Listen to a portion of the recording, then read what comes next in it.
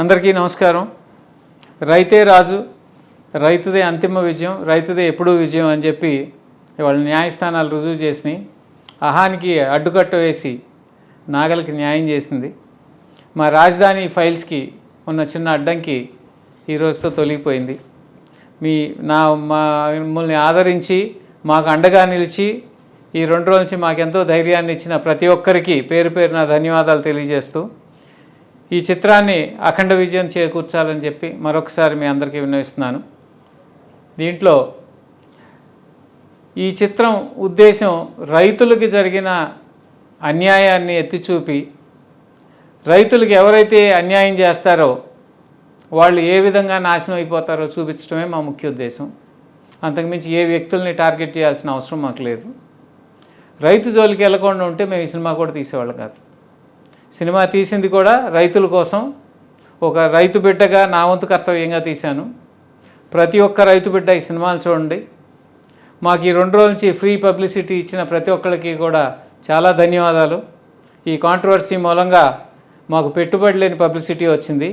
దానికి కూడా చాలా చాలా కృతజ్ఞతలు తెలియజేసుకుంటూ మీరందరూ కూడా ప్రతి ఒక్కళ్ళు కూడా థియేటర్లకు వెళ్ళి ఈ సినిమాని చూపించి రైతులకు సంఘీభావం తెలియజేసి ఈ సినిమాకి అఖండ విజయం చేకూర్చవలసిందిగా కోరుకుంటున్నాను. Thank you. అందరికీ నమస్కారం అండి.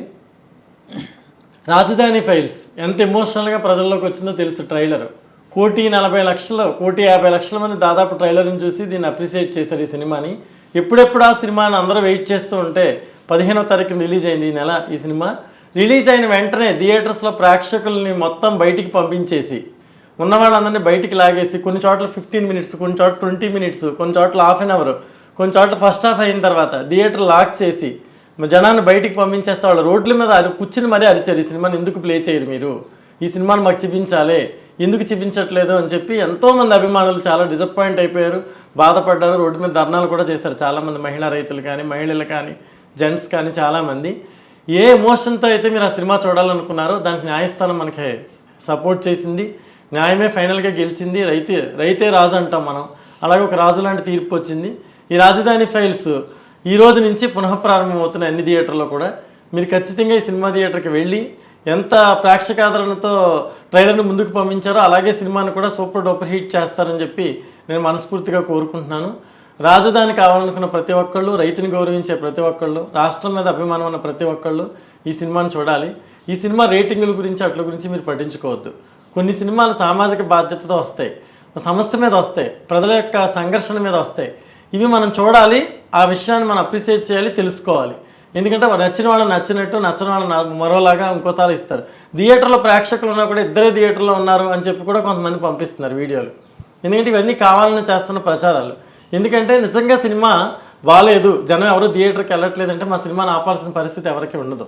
ఎందుకంటే ఎలాగా ఆడని సినిమా ఇది, ఎందుకని వాళ్ళు వదిలేసేవారు.